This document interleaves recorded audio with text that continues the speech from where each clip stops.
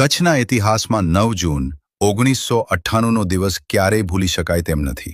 આ દિવસે કંડલા અને આસપાસના વિસ્તારોમાં આવેલા ભયંકર વાવાઝોડાએ ભારે તબાહી મચાવી હતી.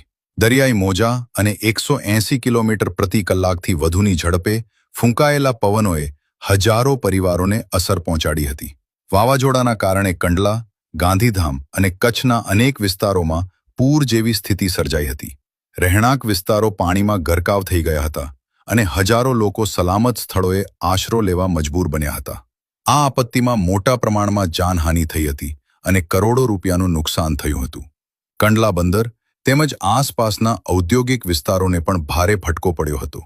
આજે આ ઘટનાના વર્ષો બાદ પણ 1998નું કંડલા વાવાઝોડું કચ્છના લોકો માટે કુદરતી આફતની સૌથી કરુણ યાદોમાંનું એક છે.